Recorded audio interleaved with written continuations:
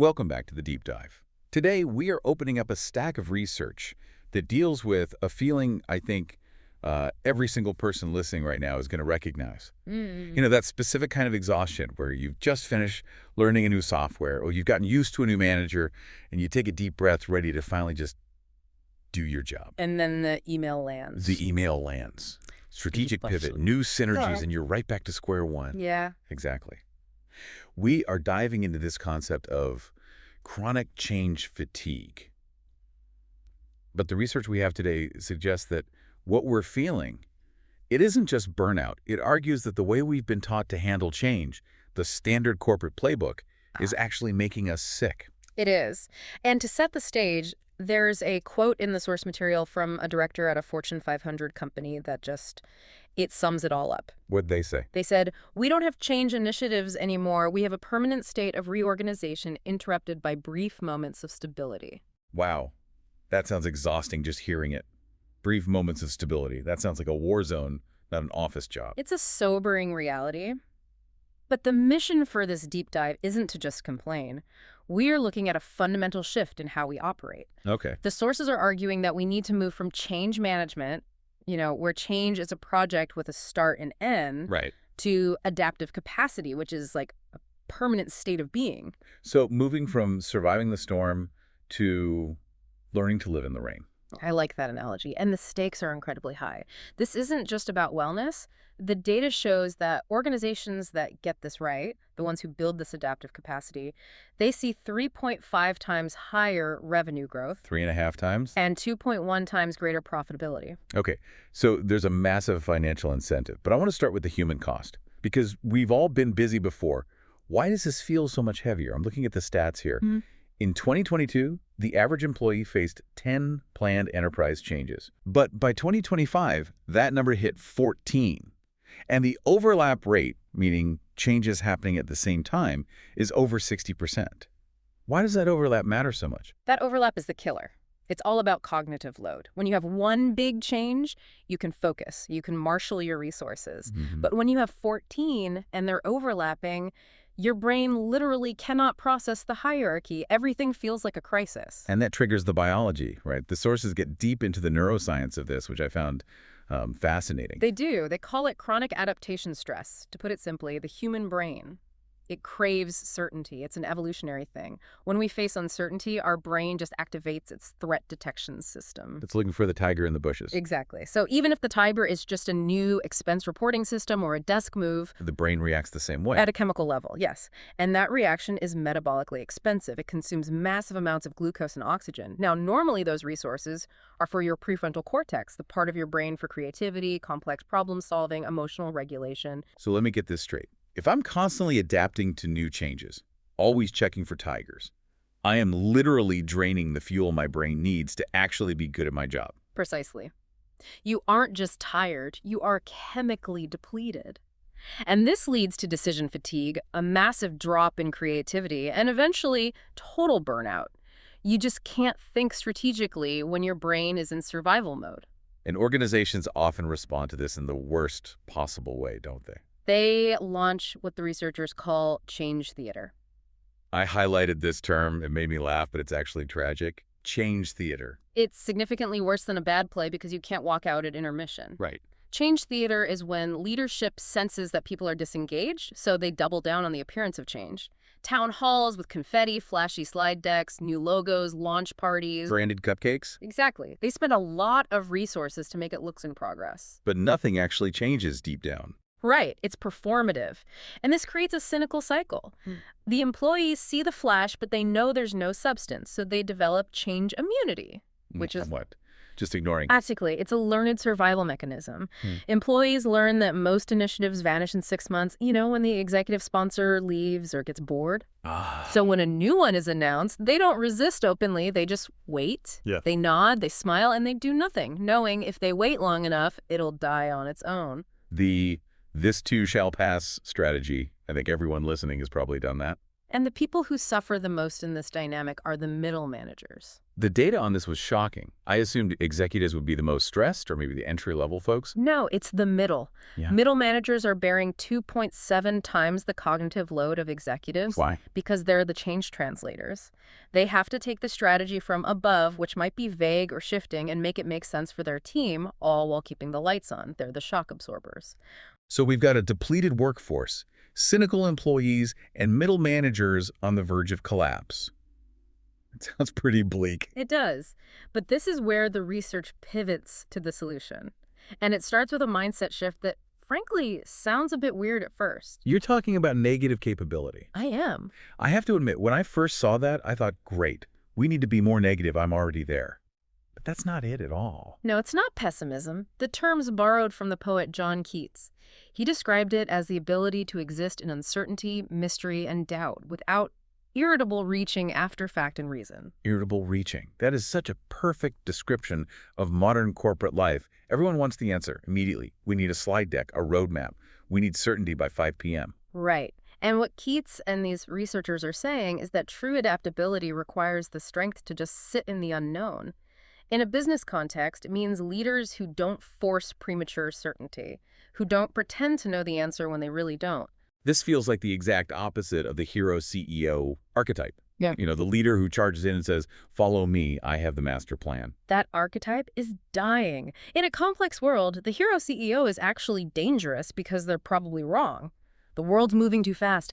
The data here is incredible. Teams led by high negative capability leaders had 47% lower stress responses. 47%. And 52% better adaptation outcomes. So by admitting they don't know, they actually lower the stress for everyone. Yes, because it changes the framing. Instead of a problem that needs a perfect solution now, the challenge becomes a hypothesis to test. We have a perfect case study for this. Microsoft under Satya Nadella. This is the shift from know-it-all to learn-it-all. Exactly. When Nadella took over, Microsoft was rigid, a culture of, we have the answers. He shifted it to a culture of curiosity. But that wasn't just a slogan, was it? We just talked about change theater. How is this different? It was different because it changed how they approached failure. If you're a know-it-all, failure is a defect. It means you were wrong. If you're a learn-it-all, failure is just data. It's part of the process. And the results, I mean, they speak for themselves. Market cap went from, what, $300 billion in 2014 to over $3 trillion in 2024. It's the power of being comfortable with not knowing everything. It creates space for innovation. Okay, so that's the mindset. Negative capability, be okay with the mystery. But, and I'm going to play devil's advocate here, you can't run a company on mystery alone. If I don't know my job or when a meeting is, that's not poetic uncertainty, that's just chaos. You are absolutely right. You cannot have uncertainty everywhere. And this brings us to the central paradox in the research. Predictability in process enables adaptability in content. Break that down for us. If the what of your work is constantly changing new products, new strategies, then the how and when needs to be rock solid. You need an anchor. The source calls this solving calendar chaos. Which I think every listener just nodded their head at. When your calendar is a minefield of random meetings popping up at all hours, your brain can never settle. You're constantly in that threat detection mode. So the fix is establishing a strict organizational rhythm. A heartbeat for the company. The text suggests a specific cadence. It starts daily. Daily 15-minute stand-ups. Now, hold on.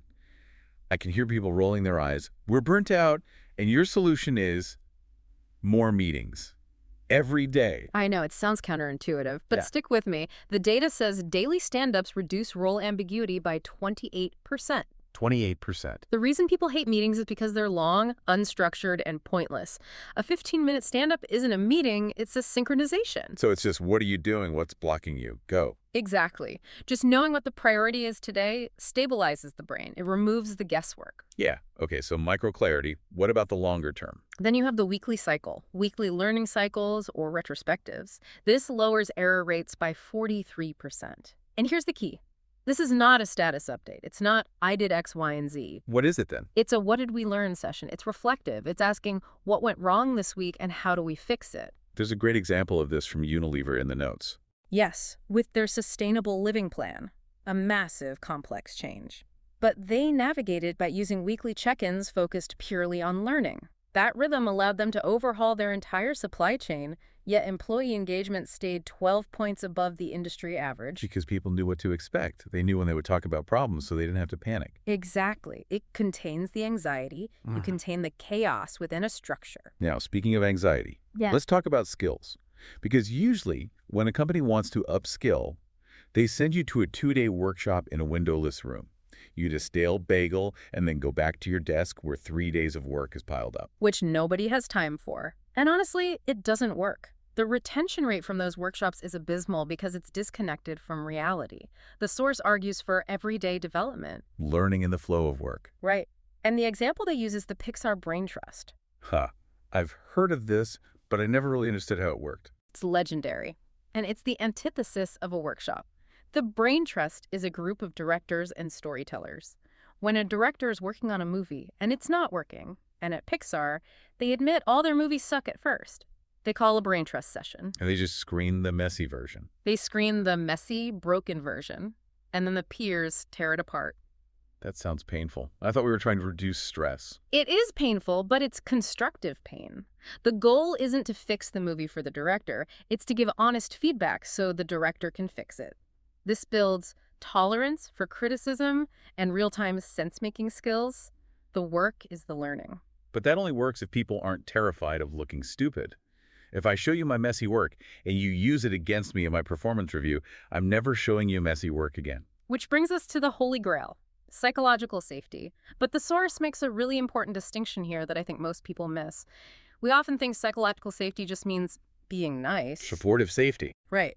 Everyone's polite, nobody disagrees. That's nice, but it doesn't drive adaptation. It leads to groupthink. What you need is challenging safety. So feeling safe enough to say, hey, this idea is bad, or I made a huge mistake, without getting fired. Correct. Safe to take risks, to engage in conflict. Roche Diagnostics is the case study here. They did something very smart. They separated their learning reviews from their performance evaluations. That is a crucial detail.